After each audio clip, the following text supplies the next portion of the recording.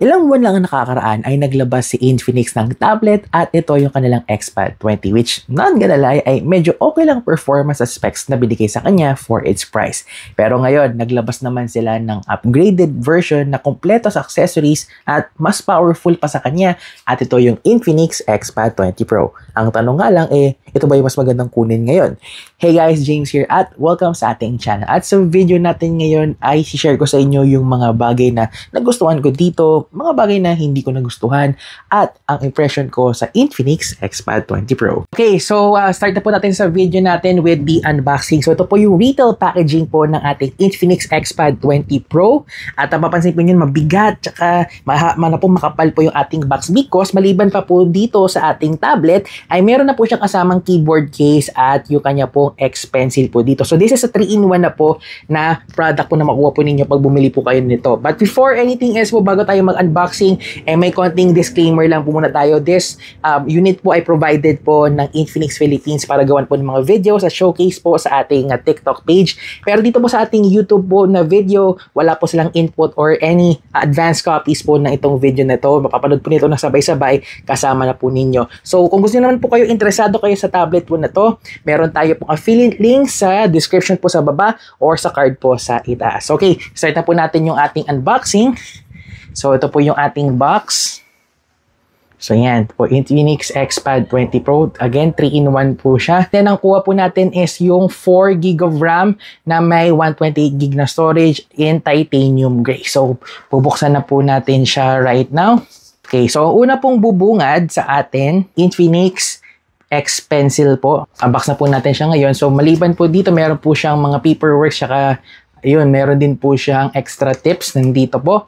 And ito na po yung ating pencil. So, ayan.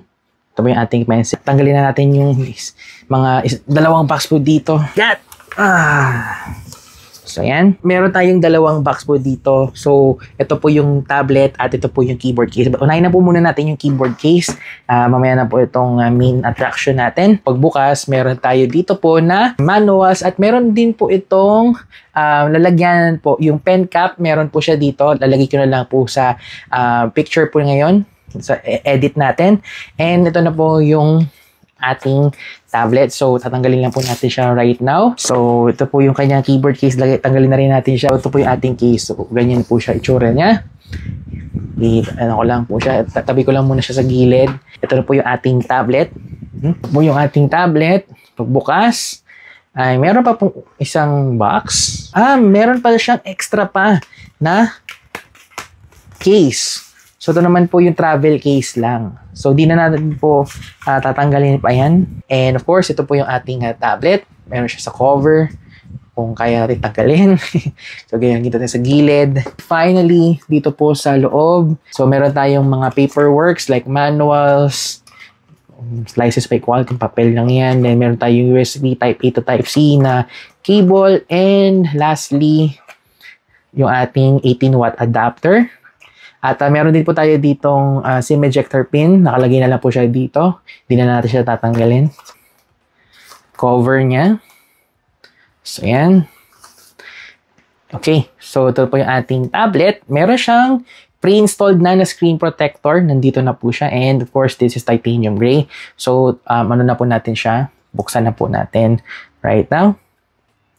Yan, Infinix. At set up na po natin siya right now. So, yan. Yan po yung ating unboxing with the Infinix XPad 20 Pro. Okay, so, na-set up na po natin yung ating Infinix XPad 20 Pro. So, yan na po. Para maging full experience tayo po, gagawin natin, ilagay na po natin yung ating case sa ating tablet. Ganyan po siya. Yan, no? At, iyan na po natin. Yan. At ang gagawin lang po natin is on lang natin yung ating keyboard and yan po. To-turn on lang natin yung Bluetooth at na-pair na po siya with our XPad 20 Pro. So, yan. So, start na po natin yung ating review. Unahin na natin yung kanyang design.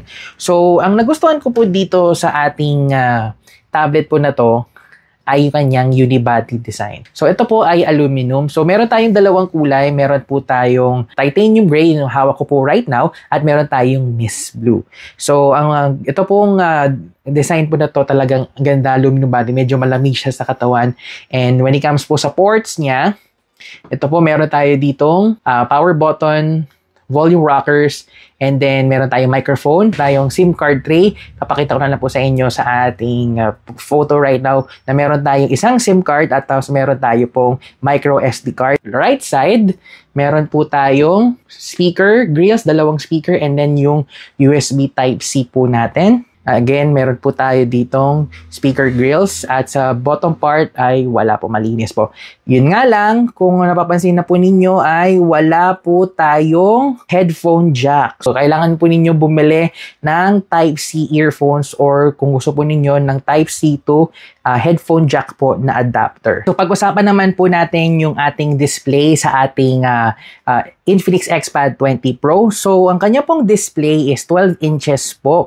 Kumpara po natin doon sa XPad 20 na ang kanya lang pong display is 11 inch. But this one po, upgraded po yung kanyang display. But again, meron po tayo ditong 90 Hz po na refresh rate. Naka-IPS LCD po tayo. Ang maximum brightness lang po niya is up to 450 nits. So, kung kayo po ay gagamit po ng inyo pong tablet po sa labas, medyo mababa po yung kanyang brightness. So, mas better lang po talaga na gamitin lang po siya indoors.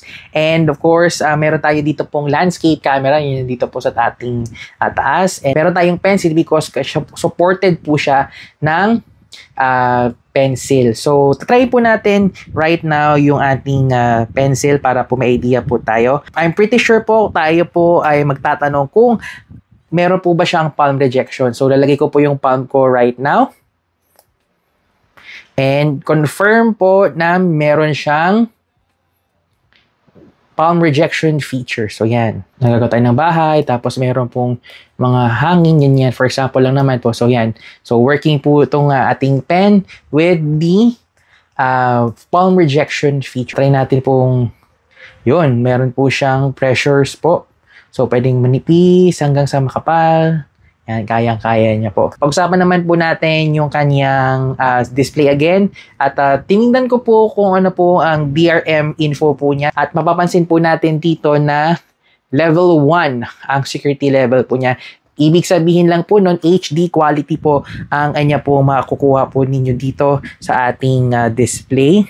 So, ang ano ko naman po dito, impression ko po with the keyboard is okay naman po yung feeling ko dito sa ating keyboard. This is a typing test with the Infinix XPad 20 Pro. So, yung key travel po is okay naman din po. Yun nga lang, medyo lubog lang siya kung kayo po ay di sanay sa mga ganitong klaseng keyboard po na cases po sa mga tablets. But again, kung sanay na kayo sa mga ganitong keyboard, okay na din po siya at ang experience ko. Ano maganda din po dito, may function keys din po siya. Mayroon pong back, function back. Then, meron tayo pong home button. Then, meron tayo dito pong options. Meron nyo po talaga pong built talaga itong keyboard po na to sa ating tablet. Hindi lang siya yung parang generic lang talaga po. Try tayo mag-internet na po right now. And speaking of internet, meron po itong SIM card. Kung ayaw nyo po mag-Wi-Fi lagi, at pwede naman din po siya. But again, this is a 4G lang po na processor, which pag-usapan natin yan maya-maya. When it comes po sa performance po ng ating Infinix XPad 20, meron po tayo ditong Helio G100 Ultimate. When it comes naman po sa ating RAM, meron po tayo ditong 4 at 8 gigs po ng physical RAM. At LPDDR4X po siya. And when it comes po doon sa kanya pong storage po, so yung 4 gig po only has 128 gig. At yung 8 gig naman po is 256 gig. But for me, kung kayo po ay gagamit po ng tablet po for more than productivity, I would suggest yung kunin po ninyo yung 256 gig. Even though naman, yes, meron pa rin po itong SD card po dito na kaya naman po niya mag-expand po ng mga files po ninyo, doon nyo siya ilalagay para matest naman po natin yung ating speaker po para at least mas mabilis na po natin matry. For quite some time now, I always get this question every time I review a phone, especially from those people that want to get the most powerful feature. So yung max set, max volume siya. Maganda din po dito, meron din po siyang volume control sa ating keyboard case na rin. So yan. Software naman, this is running on Android 15 na XOS daw, but actually ang itsura po niya, kung titignan po natin, off lang natin tong keyboard right now, ang itsura po niya is medyo stock Android o ano po, parang ASOP, yan o. So, ganyan po yung itsura niya. Typical po doon sa mga nakikita ho natin sa mga tablets na nakita ko right now. For example, yung ating Tech Life Pad Neo 10.1. Ganito din po yung itsura niya. And when it comes po dito, ang mga nagustuhan ko lang po dito sa tablet po na to, compare po doon sa iba, ay meron po siyang additional features po na split screen at freeform. Ito po yung gusto ko pong mahanap talaga sa mga tablet na freeform. So, sa freeform po yan, no? Merong floating window po. Available po siya sa ating tablet. So, pwede po tayo, for example, na mag-call, tapos may message po tayo. So, habang bukas po yan, meron tayo pong split screen. Yan, no? Split screen tayo. So, nag-multitask tayo dalawang apps, tapos nag-floating app pa tayo sa kabila. And of course, alam naman po natin yung G100 Ultimate naman din po is talagang capable na chipset na yan when it comes sa gaming. Ilagay ko na lang po dito yung ating testing po for Minecraft, and then sa Mobile Legends, and of course sa Genshin.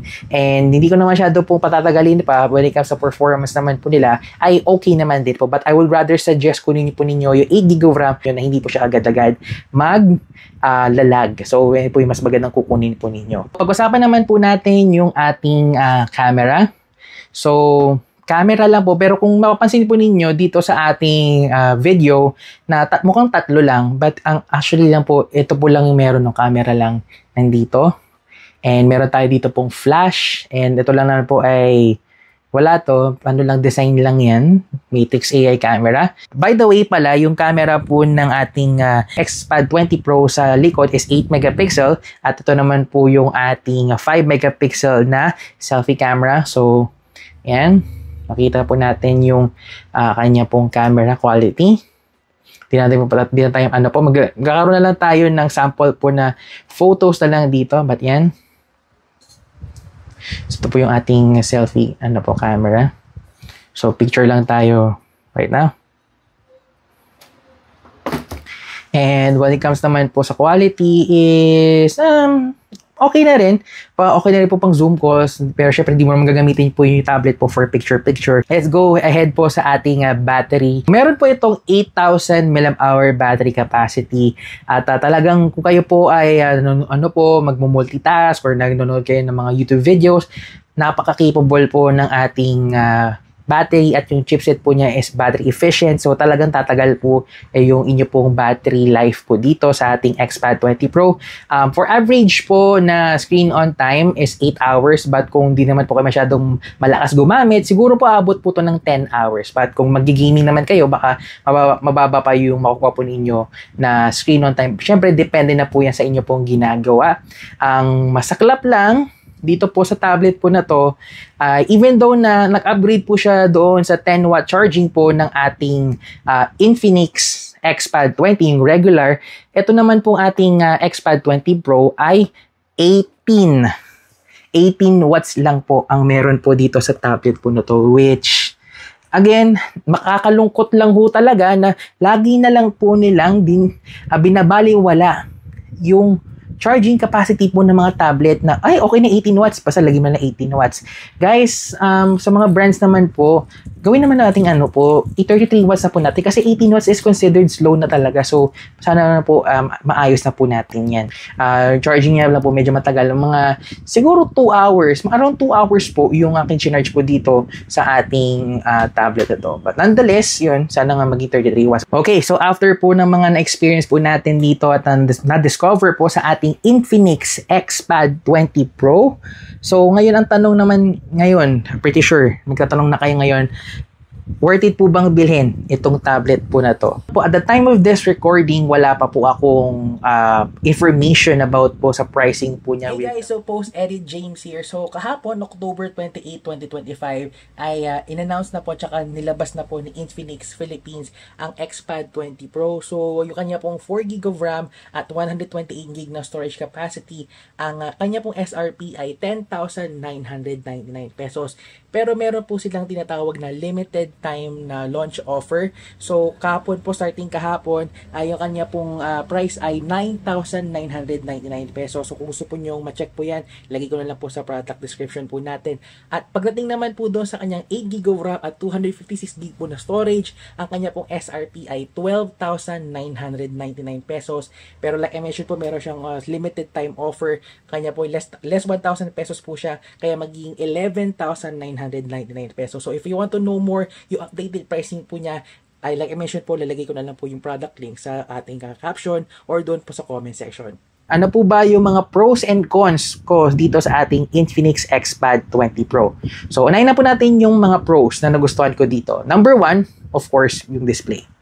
So since meron po siyang pencil, meron din po siyang palm rejection feature. So, pwede ko po itong masuggest sa mga nagdo-drawing po pero kulang yung budget. Kita naman ninyo po kanina na talagang nilagay ko yung palad ko sa tablet, sa display, at gumagana pa rin po yung ating pencil po. So, that is one of the best things that I can consider po kung kayo po ay nagdo-drawing. Ito po yung pinakabagay po sa inyo. Tapos, number 2 naman po, complete accessories po. Again, kumpara natin sa ibang mga brands na mahal, first, sabihin lang natin na alam na natin yung presyo, pero ang binibigay lang nila minsan kung may keyboard case nga po, pero limited lang po. Pero ito, pag binili po nyo mismo yung tablet mo na to, kasama na po sa package talaga, which is a very great deal para sa akin.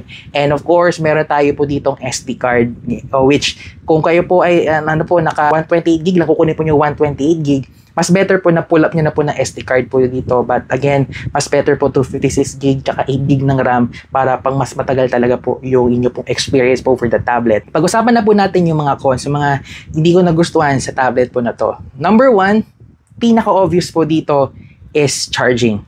So, 18 watts. Kahit na-upgrade po siya from 10 watts, again, still slow charging. So, sana at least 35 or 25 watts man yan, okay na ako doon. But, wala. Ano lang. So, number 2, software support. And ito po, hindi po ito nabanggit.